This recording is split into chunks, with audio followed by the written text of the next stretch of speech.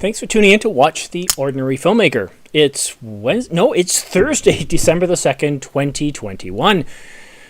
Yesterday, Canon released a firmware update for three cameras, the R5, the R6, and the 1DX Mark III, but it's the R5 that many of us are most interested in.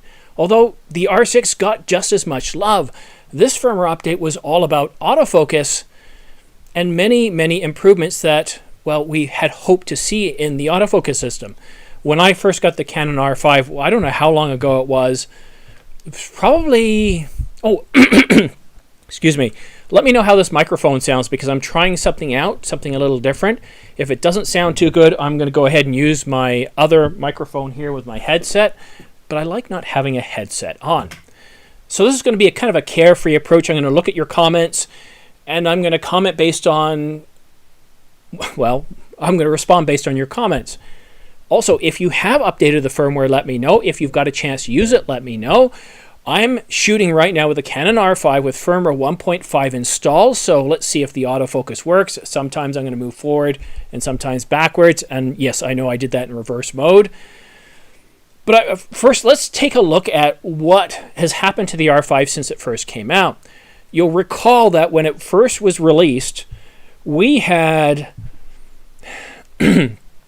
major overheat concerns with this camera. It was absolutely terrible. A bit loud. Okay, let me adjust that. I'll bring it down a little bit. There, that should be a little bit better. No, a little bit lower. Maybe I'm talking too loud. Let me know how this is. So I've adjusted the sound a little bit. Yes, Mal, I've just adjusted it, and I can see that I'm still in the yellow. Why is it still in the yellow? Let me adjust it on the mic. And there we go. That should be a bit better. No, that's finicky this is. All right, try about there. No, bring it down a bit more. All right, we'll try that a little bit. Oh, no, not Van Morrison. I was just clicking on the name. Anyhow, so again, looking at this chart here, and I know I haven't taken it off the screen. If we look at the R5, it came out on July the 30th, 2020. And most of us got firmware 1.0, and I can attest to it. This was absolutely terrible in terms of overheat performance. You could put it in a freezer, and Andrew did a test, put it in a freezer, and it didn't alter the camera in any way whatsoever. But along with firmware 1.1, I could basically shoot in 60-degree temperature around 18 Celsius without any issues whatsoever. It wouldn't overheat in any mode. Now, as I approach 70 degrees, it would start to overheat if you reach those recommended limits that Canon gave. With my run and gun stuff, it wasn't an issue because I'm shooting at a couple of seconds at a time. But once that firmware 1.1 came, it really made a difference because it cooled down a lot quicker. So 1.0 was terrible. Even doing my run and gun, I would run into overheat issues. But after that with 1.1, it freed things up a little bit. But let's take another look at this chart here because we want to. Some of us are a little bit disappointed with this firmware update, but look at this. In 1.1, we got the thermal corrections, and that was in August, just a month later. Then with 1.1 and 1.2, we just got minor updates. This was just to support new lenses. But in 1.3, and later in 1.3.1 to fix some of the bricking issues with the R6 and some other issues, this was a big one. We got this in May of 2021. I believe that date is correct. We got Canon Log 3. We got raw light. We got 120 frames per second in 1080, and we got the ability to save our camera settings. Wow. This was big. I've been shooting video on the R5 since I got it. And once I switched over to Canon Log 3, it was almost right away. I thought like, wow, that was really easy to grade. I mean, suspiciously strange in how I graded it. And then I was able to focus on how I exposed, and quite often I would set my exposure. So when I was filming, of course, the shutter was 1/60th of a second. And then what I would do is, without ND filters, I would look at the ISO, and I would adjust the f-stop until the ISO was right around 800. And for a large part, it gave me really good video, because on the R5, we don't have waveforms or vector scopes, and the histograms disappear when, well, we start recording. And I can't really fault Canon for doing that because, in a way, if you think about it, once you set up your camera and you start filming, if you're outside, for example, your lighting is going to change when you start to pan or move your camera. So the histogram, all the information that you used to set up your scene in your camera changes. So, and I've noticed this too, because when I film outside and I've got my family, I'm always cognizant of where they are within the lighting space, and I'm very careful not to change the camera view too much, knowing that it's going to change the settings, and I have to basically stop filming and take a look to see what the ISO's doing and everything, and then make adjustments. That was a really big firmware update, and this really changed this camera.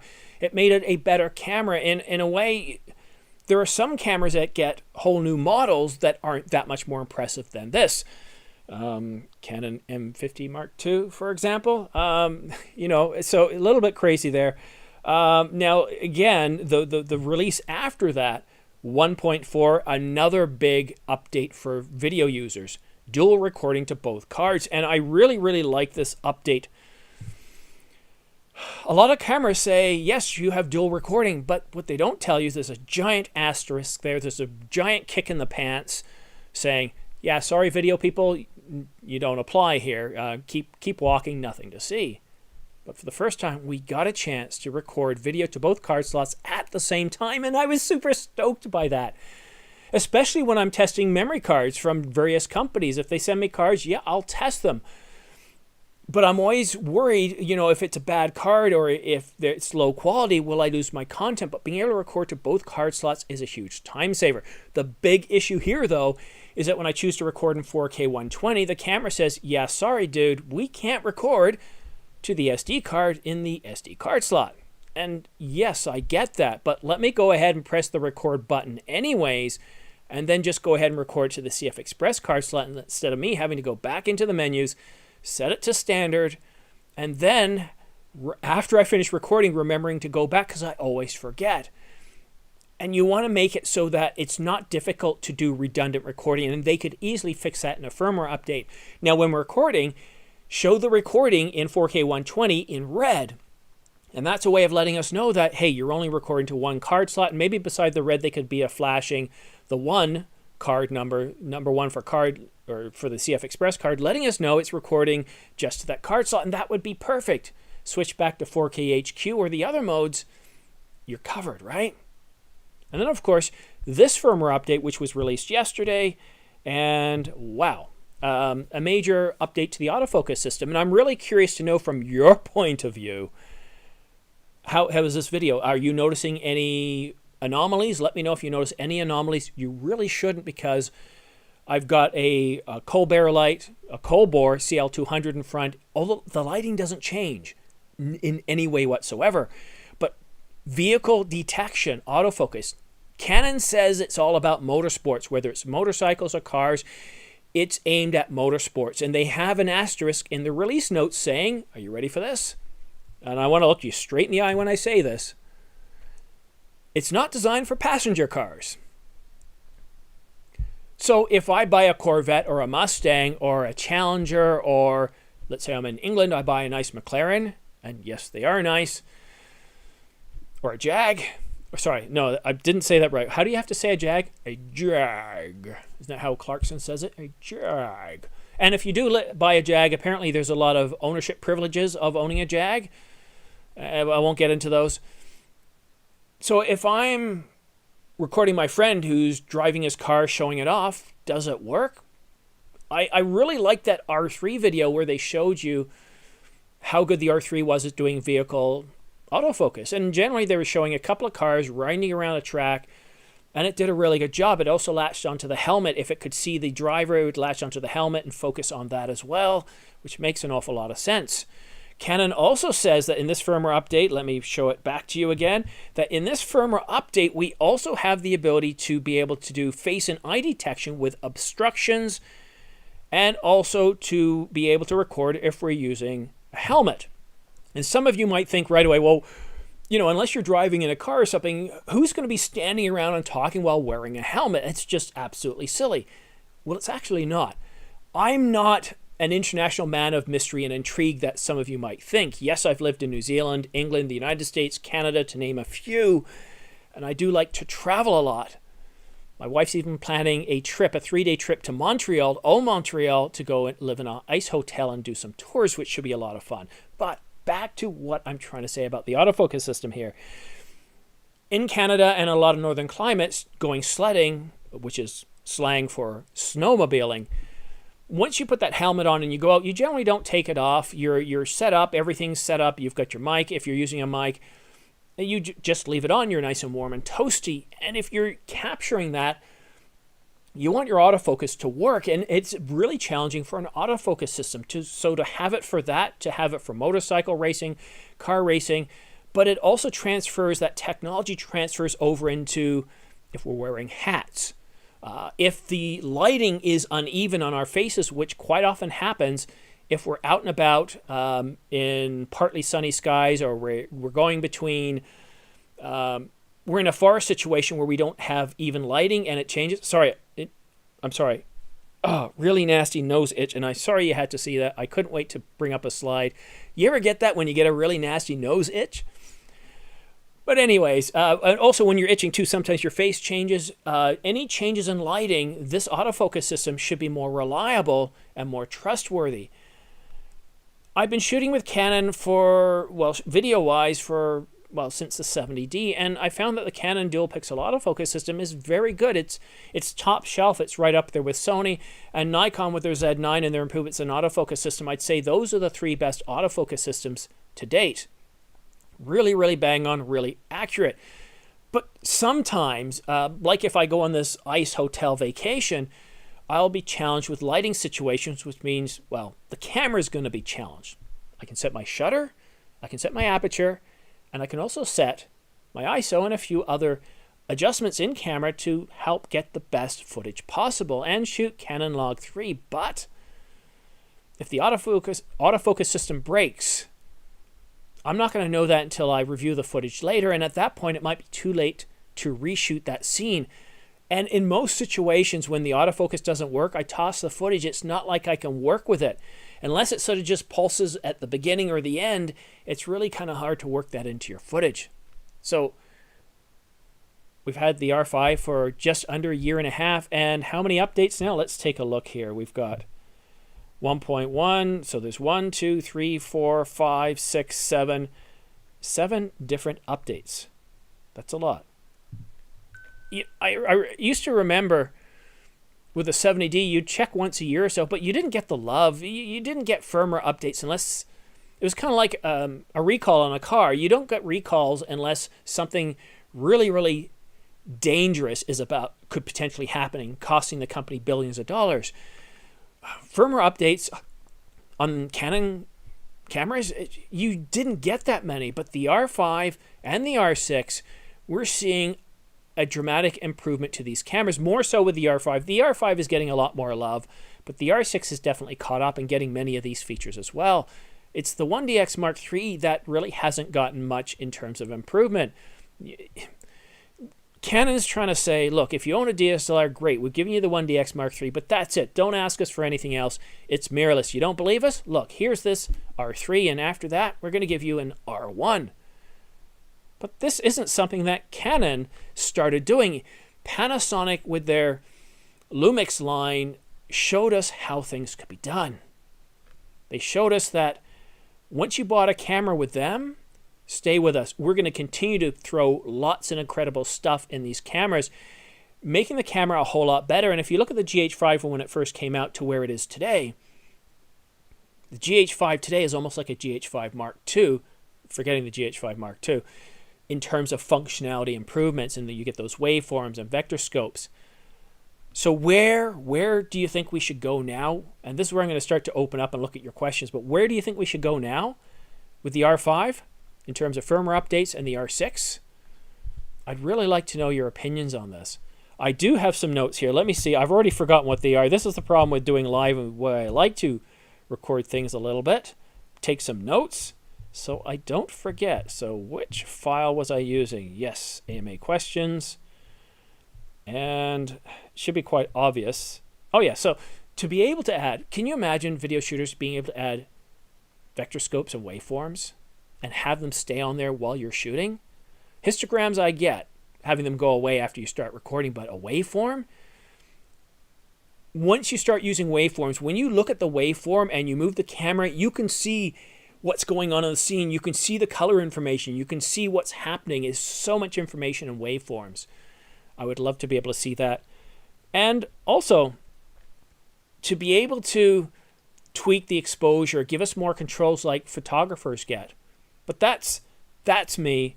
That's what I would like to see. And let's take a look. A lot of people have, oh yes, remove the record limit, Magnus. Okay, this comment is way too small. So let me try to make this a little bit bigger.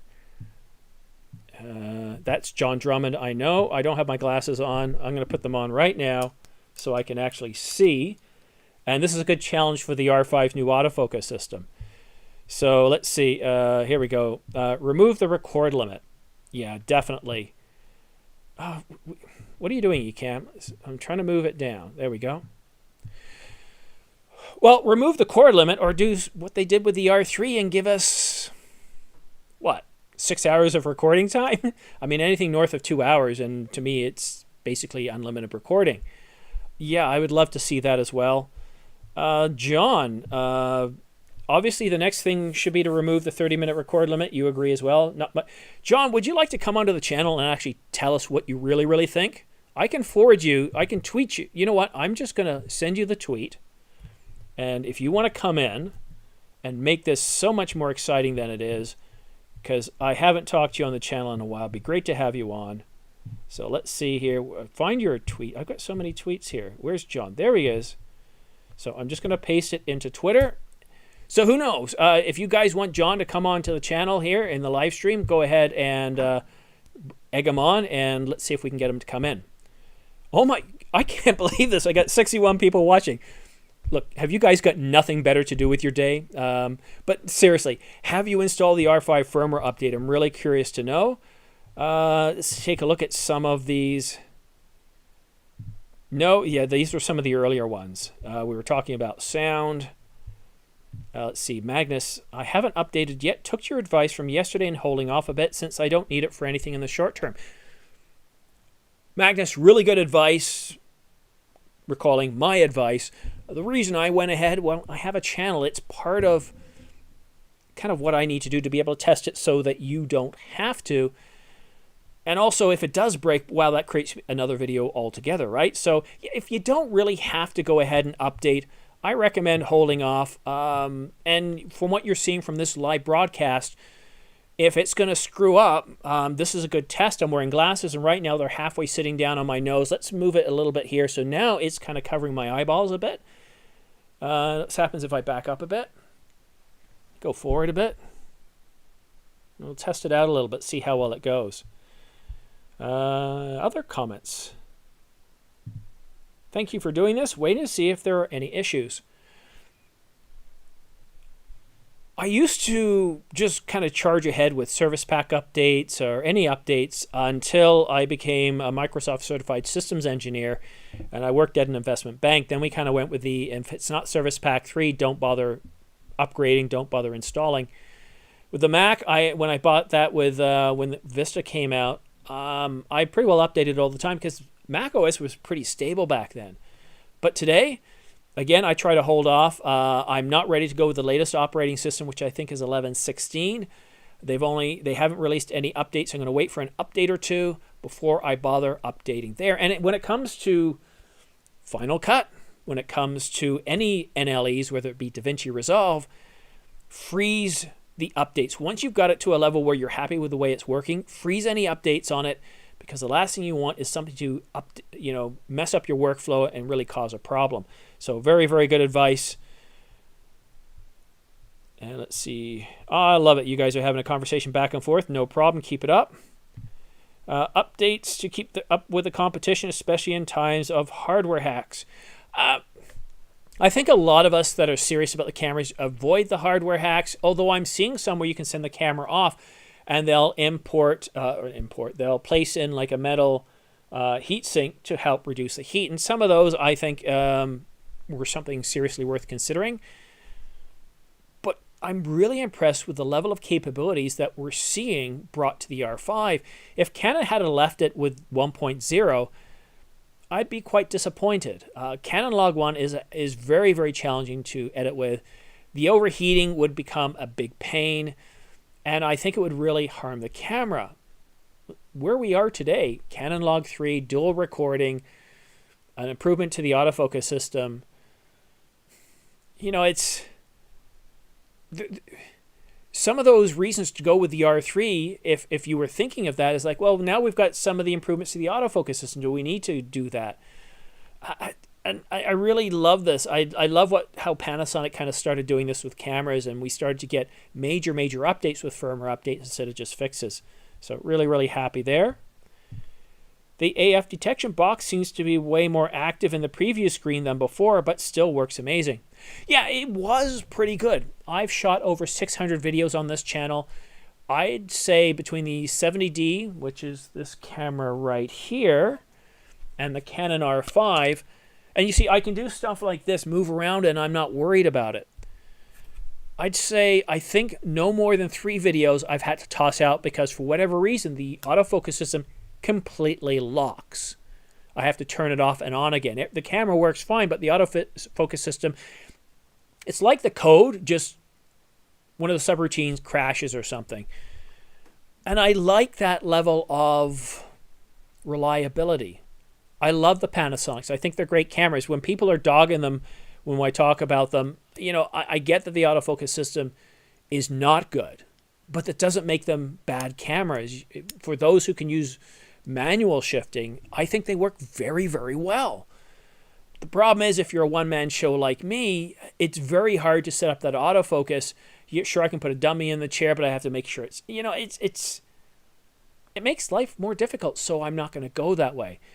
And I'm really happy to see what Nikon's doing with the Z9 and the autofocus system there. We're seeing so many improvements. We're seeing... Why is it showing... Oh, sorry, I was looking at the interview screen and it had me blacked out, which it is not, so that's good. No, don't cancel them. I keep clicking on the wrong part of the screen.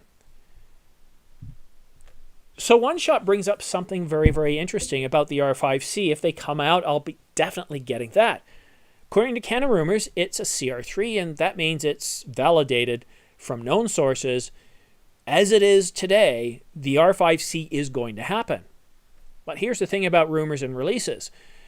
A rumor can actually be fact. It can be something that somebody or some company or some entity is planning on doing, but things can happen between now and the release date where it could get completely axed. The 5D Mark V, for example, planned, had a release date, axed. And Canon had several other cameras planned for this year. They've since been canceled, brought back to the drawing board. They're going to be tweaked and then released again because there's so many delays. Why release something that's out of date? And I'm glad to see that Canon is thinking about that. So the R5C, I'm not sure. I'll have to wait and see what other capabilities they give it. If they just do what they did, what Sony did with the FX3 versus the A7S III, probably not enough for me, this guy here, to upgrade, but you know, maybe somebody else might do it. Don't base anything on Clarkson. I think you mean base anything on Clarkson. If you didn't pick up on this, this was more of a satirical look at it. When it comes to Clarkson in the Grand Tour, anybody in the Grand Tour, to me that is an entertainment program. It's not a factual program. It is. I enjoy it. I enjoy the traveling. I enjoy this. When I go into that show, I enjoy the humor, and I get a chance to escape life and all its issues. So no, it's entertainment, strictly entertainment. So that's where I look at that. But yeah, I enjoy it. I know some people don't, but and you corrected yourself. There we go. Look, he corrected himself. And don't worry about typos. I make them all the time. So well, Magnus, what did you post in your video? And would you like to come onto the channel and, you know, I'll send you a link as well if you would like to come on and tell us about your video. I'll just go ahead and put it in right here in the tweet. Where is Magnus? There we go. And we haven't had you on the channel in a long time either. So there we go.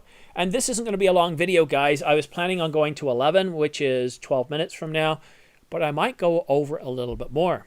I'm on vacation. That's why you're seeing some of these strange recording times. And I'm going to set this video to unlisted when I'm done because it's just based on YouTube's algorithms. They actually give me a kick in the pants. I'll be honest with you, most of the times when I do live streams, I might get a subscriber, but most often I lose one or two. Really strange, and I don't get a ton of revenue from it, but I do it because I enjoy it. I love seeing you guys comment and allowing us to sort of have a back and forth conversation. Not if Clarkson turns have seen his... Not sure. Not if Clarkson turns... I'm sorry, you're going to have to work on the grammar there a little bit, DC Ellen. Are you referring to the divorce that he had? And yeah, and this is one reason when it comes to the people I like watching on television or in movies, such as Ryan Reynolds, I like him, Dwayne Johnson, and many others. Once I finish watching the movie, I resist the urge to go wiki them or to find out more information about them. I don't want to know them as people. I want to, because right now I love Ryan Reynolds. I love a lot of what he does. I love his personality. I love seeing him on guest shows and his humor and his outlook on life. Very self-deprecating. Seems like a really nice guy. And I don't want to go behind the scenes. I don't want to find out the stories, because like when I did with Clarkson, some of the things that really hit me is when Top Gear was canceled, or not canceled. Basically, Clarkson wasn't asked to come back. That whole situation, it really changed things for me, and that still bothers me. And when you see other personal things going on behind the scenes, it affects how you see the characters that they portray. And I don't want to get it. I don't want to know the personal lives. John says the vehicle detect is the same as the R3, set for bikes and sports. It might get that vet. Well, see, here's the thing. All these race cars, with the exception of Formula One, the outer shell looks exactly like passenger cars. I mean, that's what NASCAR is. It's all passenger cars, the outer shell, only it's got decals all over the thing. I mean, passenger cars and race cars, with the exception of a few circuits like Formula One, they look identical. Really. And actually, the passenger cars look better because they don't have decals all over them. So I'm curious. We have to test that one out a little bit. Yeah, the R5C doesn't really seem to be worth it based on the specs right now. But that depends, Magnus. You're obviously from a colder climate like me. If you lived in Malaysia, Northern Australia, parts of Central Africa, the Middle East, parts of China, Southern China, India, then yeah, the R5C would get you very excited because you'd have all those video capabilities and stills capabilities of the R5 without overheating. Oh, I see somebody's requesting to John. Let's just answer this here. And bear with me, guys. I'm going to bring John into the scene here.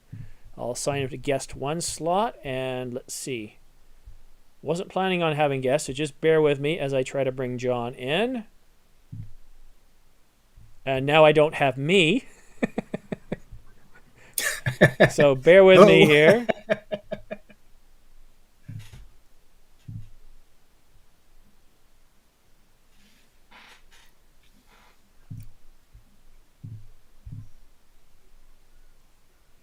Oh, what's going on here?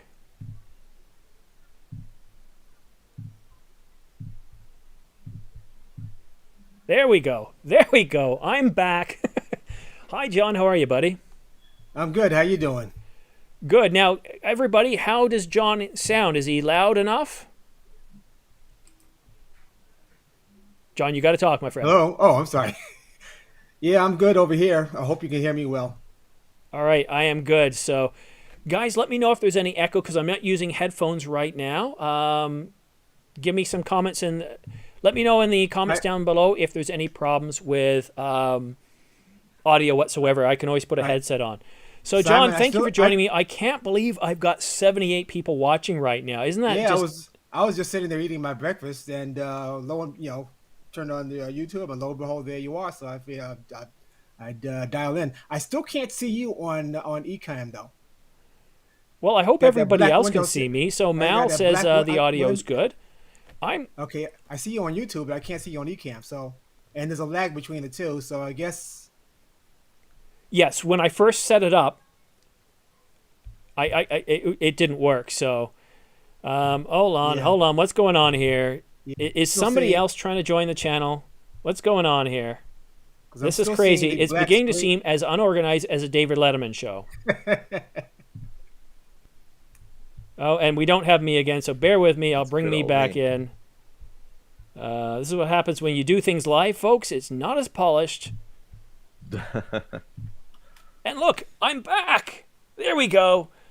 We have the You're back. dynamic duo. Now, because I didn't plan for this, I don't have people's names below. So we have John Drummond. And guys, if you're not watching John's channel, check it out. I've really been enamored by the last several videos that John has put out with the color changes in upstate New York.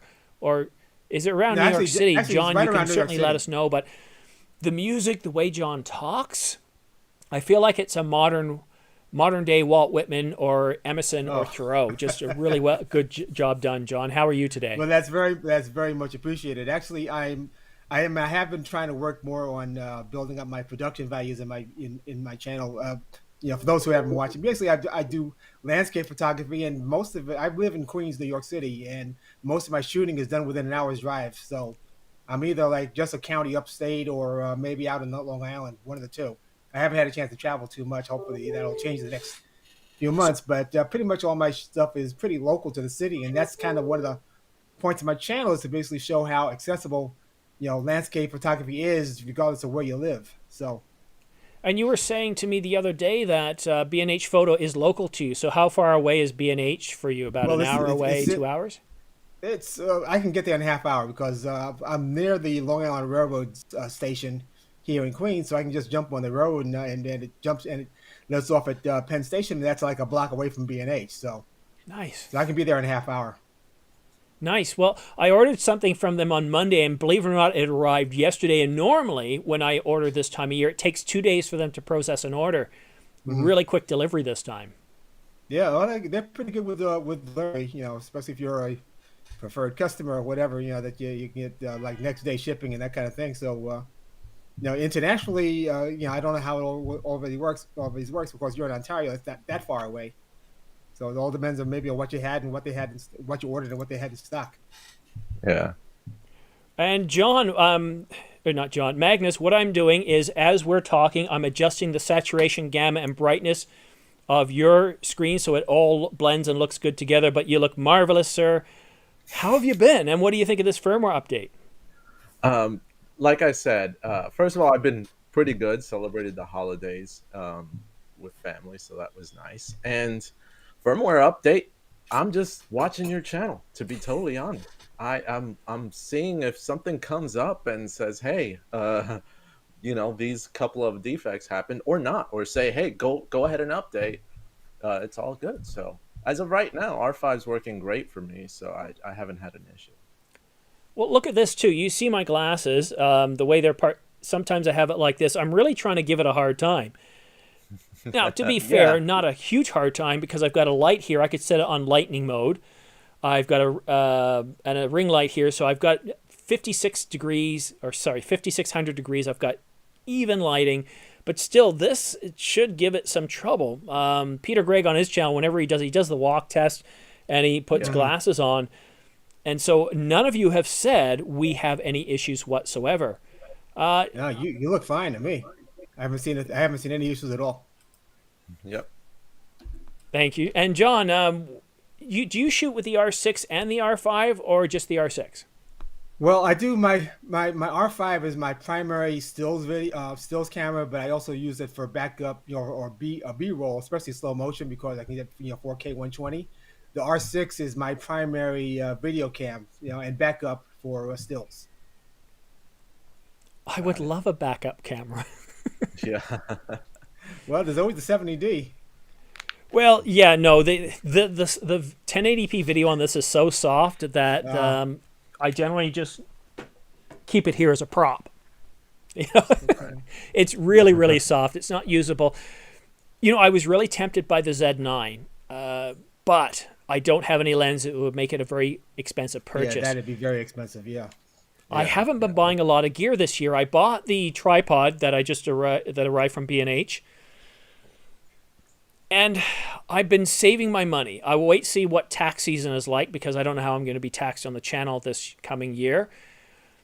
But here's what I'm planning on doing. I'm saving, waiting to see what the R1 is like. Then if the R1 is really that good, I might just buy it and have it as a channel camera and then use the R5 as a backup camera and use my R5 for the run and gun stuff. And then that would give me two cameras. And I think it would do it in quite a bit of style, but the R1 would have to do some pretty impressive stuff for me to want to use it. What do you think the R1 could possibly do to get us to move to it?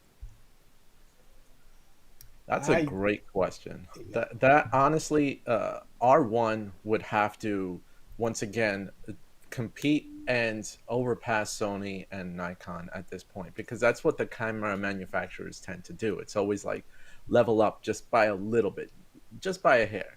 So the Z9 itself has, in a firmware update, will have 8K RAW up to 60 frames per second. So you're going to see something from Canon that really, once again, has to step up just a hair above that, but give it that kind of Canon kind of trademark one or two features that will get people's attention, especially when it comes to, for example, their color signs, for example, their ability to function as both a great video camera and a superb photo camera, because the R1 is meant really for high-end sports and different high-end productions, right? Not so much for the average consumer. So whatever it does, it's going to have to be best in class when it comes to that caliber. So I do think that the R1, from a video specs perspective, is going to be a hair step up, but from a photography perspective, it's going to blow the competition away. Yeah, Magnus, I agree, but I look at it from my channel point of view, and one thing I'm really, really kind of stuck with is, to give me 8K 60 or even 8K 120 wouldn't be enough. What I want to be able to see is tools that help make life easier. So, for example, waveforms and vector scopes. The ability to be able to shoot 4K 120 that's even sharper than it currently is. I mean, 8K oversampled 4K 120 would be really awesome. To have more choices with regards to auto exposure like we do have with stills, to improve on that, to improve on some of those other capabilities to make things better. And for 1080, enough of this shooting in 1080 cropped mode, give us full sensor readout, downsample 1080 in the camera.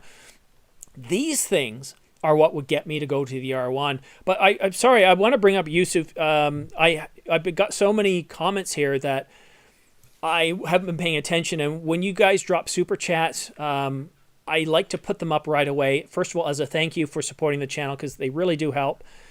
And also, you get priority over comments. So let me see what you wrote, Yusuf. The ability to use custom settings for video on the R6, no record limit, also aperture and shutter priority in video. Things like that. At $2,500, I think you should have all of that. It's really important. And I want to not just think of Canon. I want to look outside of Canon. I want to look at Panasonic, because I think Panasonic is a leader in a lot of the extras they put into cameras. But at the end of the day, what I want is ease of use. I want the camera to use that artificial intelligence to make my job easier. Can the camera sense that where I'm starting to shift the camera a little bit and I'm starting to push it where it's going to be overexposed in a certain way? Is there an option that I can enable to allow it to AI it and help bring things down or flash things up, saying I'm about to, ruin things if I keep this current trajectory that I'm doing? Something that enables me to do things better. And yes, we can have auto capabilities that we can turn on and enable, but it's also providing us with more telemetry to let us know if we're going to get ourselves in trouble. So still keep it largely in manual mode, but give us telemetry that allows us to be able to better produce content that meets the output or the needs we need. What do you think, John?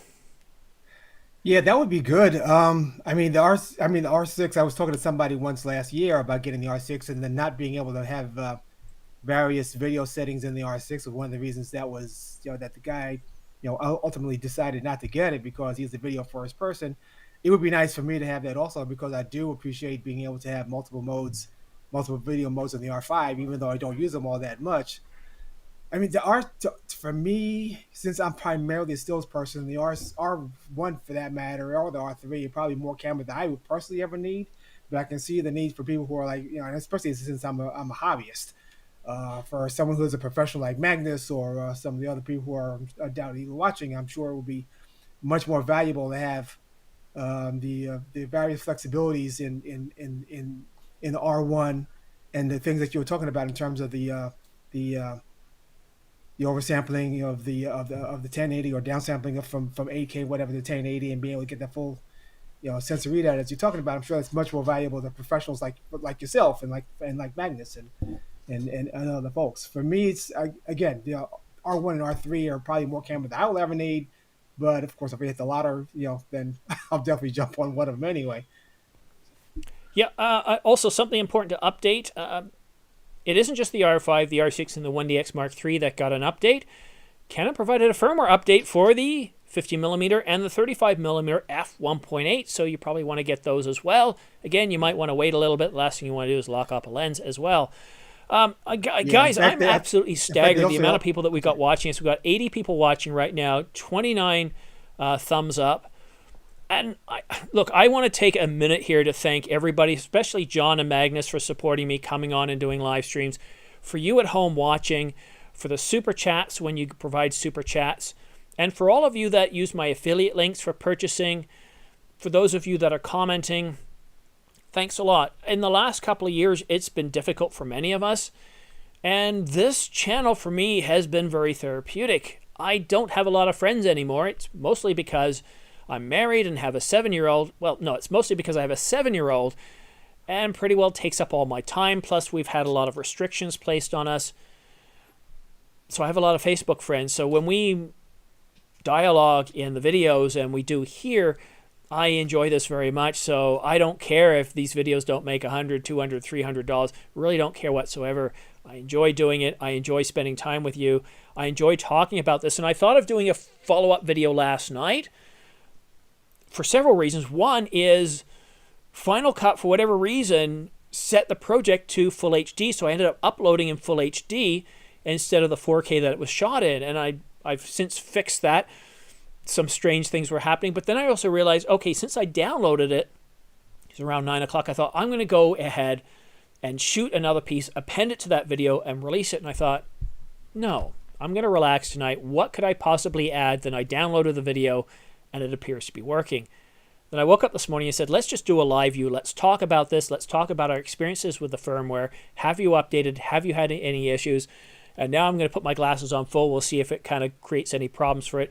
But again, thank you so much. I wouldn't be here without you guys watching. And, I reached a relatively significant milestone, hit 24,000 subscribers not too long ago. And some of you might be aware of this, but I actually got spotted in the wild. It was not quite blizzard conditions, but it was snowing pretty heavily. The wind was almost sideways. And my son was sledding down a hill. I had full headgear going on.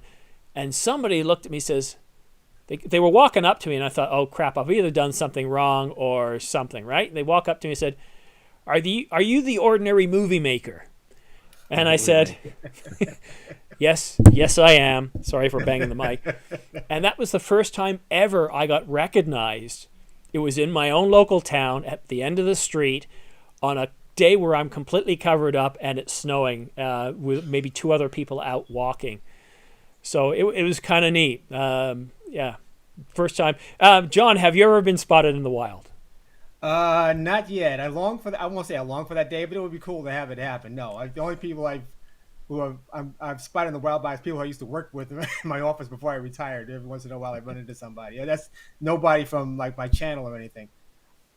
What about you, Magnus? A couple of times, actually. To my surprise, a few coworkers just randomly found me on YouTube, and one time while having dinner, someone approached me, and I was like, "Uh-oh," kind of same as you. And they said, "Hey, you're Magnus. I know you, love your channel." And then they took a picture with me, so I thought that was pretty awesome. Oh, that's cool. Yeah. Yeah, I wanted to have you guys on again. When I did this the last time, I had fun, but I had to stop it because my wife got a job. And the time that I was doing the video kind of interfered with when she came home, and it didn't allow me enough time, so I stopped doing it. Hold on, I'm going to try to do that without being too irritating. So I stopped doing it, and then I thought, well, I'm off for December. Let's reach out to Ecamm. I'll spend another $40, give me a month's worth of streaming. I'm going to have fun with it. I did a video with Stop the FOMO the other day, but it didn't go as well. I was using my headset mic, and the audio wasn't very good, so I learned my lesson there. And sadly, it was stuck in full HD. So the next time I do one, I'm going to work on doing it better. I'm trying to work with Gordon Lang, who's very busy. We're just trying to get some dates set up. I will do one with him. I'm trying to get one set up with Canon Rumors to do one with Craig as well. I'd like to get to do a couple of one-on-one videos, and I might even pick on you, John and Magnus, and we can do one. I'll record it to the drive.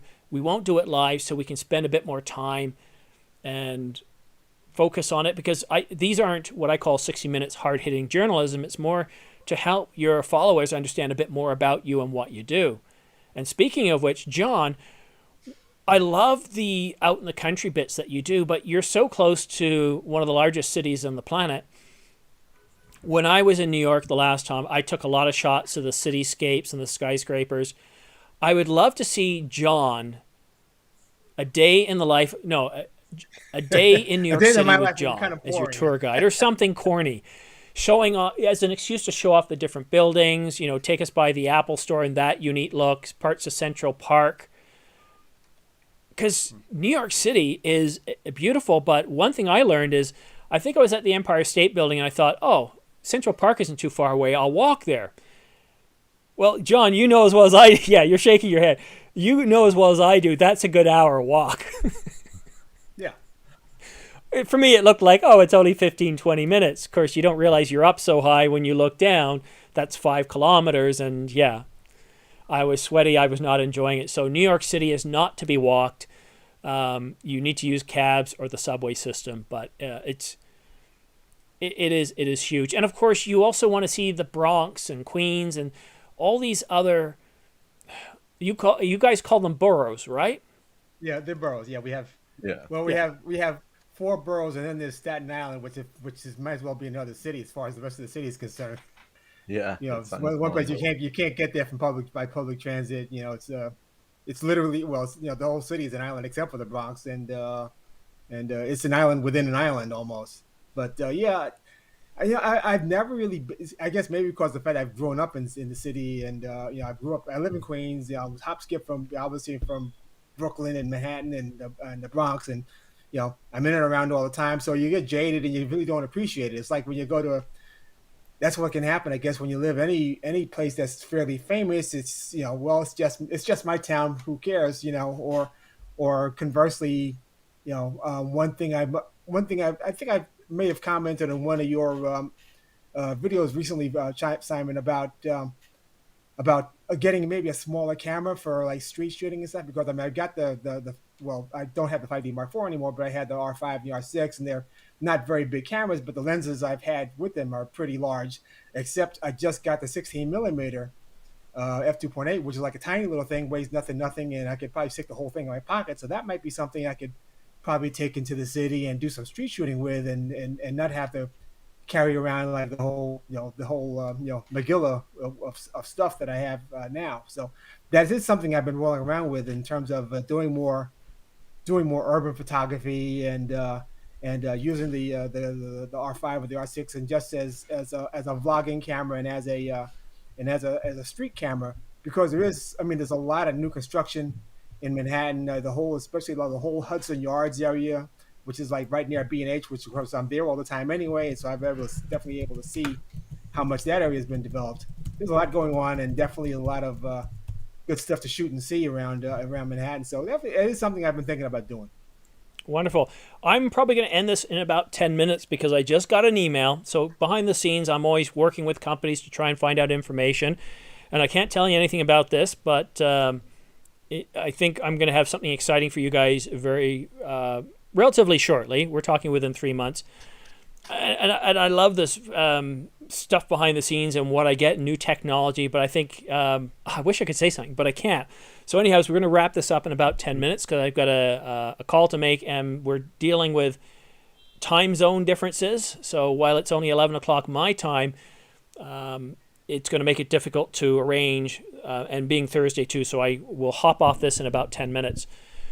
But one of the things I want to bring us back to is the purpose of this video is looking at firmware updates.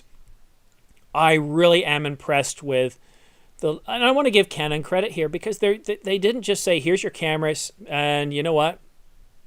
Overheat, suck it. We don't care. You're stuck with it. They have brought us a whole lot of capabilities that make this an incredible camera to shoot with. When I look at the video footage that I've shot over the past year, I look at what I've been able to capture, and I just watched my finished product. It's an hour and 43 minutes long. And instead of actually getting caught up with what I produced, I'm one of those people that's looking at the detail, the quality, and just going like, wow, I can't believe I'm able to produce video at this level. And I'm not. It's the camera that's able to do it. And what we're seeing now with the R5 really sort of gave everything a kick in the pants. Then we got the Alpha 1. Now we got the Z9. And I know these are high-end cameras, but you're going to start to see cameras trickle down. Like the Z8, when it comes out, it'll be like the R5, but a little bit better. The Z6 and the Z7, the Mark III, the new Sonys, everything is just going to be that much a little bit better. And I'm really excited to see what potentially could come to the R5 and future firmware updates. Remember, this camera has only been out for a year. What could we see over the next year? I think after 2 years, maybe they'll start to slow down a little bit. What could they give us? I mean, waveforms I'd really love to see. Auto exposure like Sony does, where if you can tell it, okay, this is I want you to tie the exposure as best you can to the autofocus point. I would love that. I would love to be able to have some of those capabilities. So I'm really happy with this autofocus. Now, nobody whatsoever has said anything negative about the autofocus since I've been using my glasses or without my glasses. Sometimes I'm looking down at the screen where I can see each of you guys. Sometimes I'm looking directly into the camera. So kudos there. And Henry Ward said he just subscribed to John and Magnus's channel. And yes, if you're watching, enjoying, Thank you. I know some of you have never subscribed. Do me a favor. I know it's hard. You got to reach over. Just tap that subscribe and like button. And please check out John Drummond's channel and Magnus's channel as well. And guys, go ahead and put the name. Don't put the link in the comments because I think it gets blocked out. But put the full name of your channel so people can find it. And the full name of the channel is Gilbert basically said, my name. So. would be a global shutter change the industry? I don't think so. I think for some it would be very useful. If the R5, the Z9 show that if you've got a fast enough processor and sensor, the global shutter or the rolling shutter that you're going to get is not enough to really mess things up. You look at any motion picture movie, there's some degree of rolling shutter, and no one's complaining about it. But for some fast action, for some scenarios, a global shutter would make a difference. What I would rather see is something more dynamic or innovative with the sensors. Maybe have 3 sensors in it with one's red, one green, and one is blue. How about that? Or go with an RGBW Bayer filter instead of an RGGB. You know, those are things where I would like to see innovation, and that's very costly. A lot of research and development would be involved. So final words, John. First of all, John, thank you so much for joining me on the channel. What are some of your final words regarding the firmware updates? Well, first of all, thank you for inviting me. You know, I certainly was not expecting that at all. You know, took me a few minutes to set stuff up and everything. So pardon the delay, but again, thanks for the support that you've been giving me since we've been contacting each other. I think I have personally have learned a lot from you in terms of video and the importance of certain elements of production and everything. So I just want to thank you for that, and I appreciate you, giving me this chance for a little of exposure to my channel, which is under my own name. So basically, just for those of you who are interested, just search for John Drummond. I know there's more than one, but only one has this face, so that'd be the one to look for. As far as the updates, I did have an issue, a couple of. Well, actually, one of my videos last month where during my outro, I do this in the field. I didn't really see it until later on that the R6 just lost dropped autofocus for some reason. in the middle of my outro, and then pulsed back and forth a couple times trying to find it, and I didn't know until later. So this why it started doing that, I don't know. It's only happened a couple of times, So certainly being able to just not have that happen anymore was something that would definitely make my life a lot easier. And so I'm definitely looking forward to it. I'm going to hold off for a couple more days just to make sure that there's no issues. Although those who I've been looking at the comments also, it looks like everybody who's done the update already has said it works fine. So hopefully that's the case over the next week or so, and then I'll just go ahead and download it. So yeah, you know what, John? I've noticed a few weird things, as I mentioned in my last video, that the autofocus system today doesn't seem to be as reliable as it was when I first got the camera. And maybe that's because they've already started in their development roadmap, started putting things into firmware updates ready for today's firmware update. It's not like they sit around a table and go, okay, what do we want to do for 1.6 and start working on it. It's usually part of a long roadmap. Magnus, your final words, sir.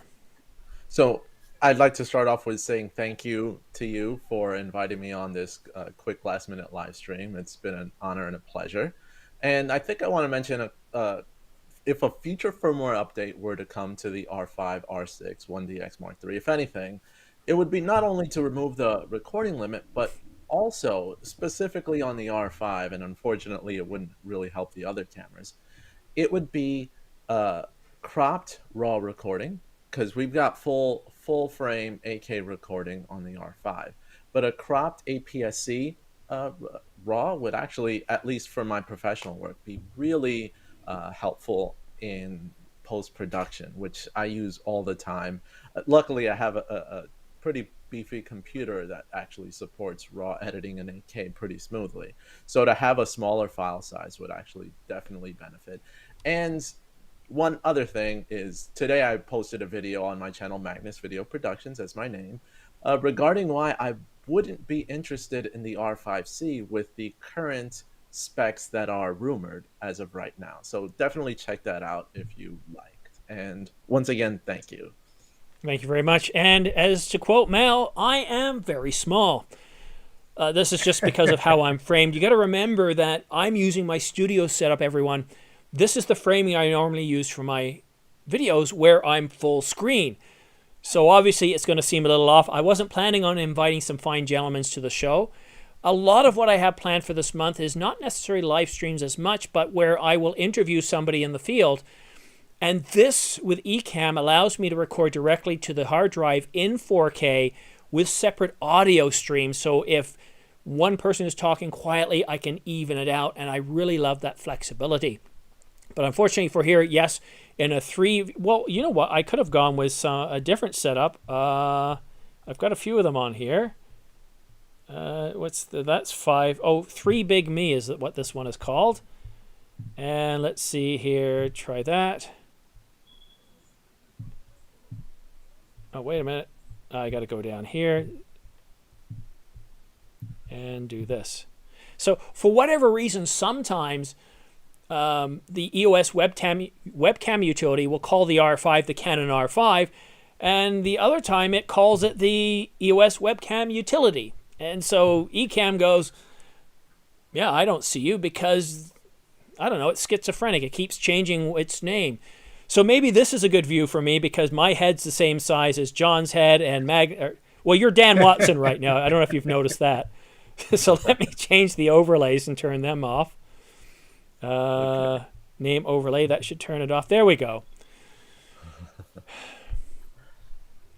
Ordinary filmmaker. I'm not a professional. I'm having fun with you guys. But I want to say thank you. I'm going to close it off now. Thank you, everybody, for tuning in. We got as many as about 85 viewers simultaneously talking about this, 41 likes and some super chats. Thank you so much. Have yourself a great day. And what I think I'm going to do, there was enough interest in this video. I'm going to go ahead and keep it public. I'll just maybe polish off some of the stuff in the description. But thank you so much for watching The Ordinary Filmmaker. We'll see you again soon. See ya. Thanks again. Cheers, everyone. See ya.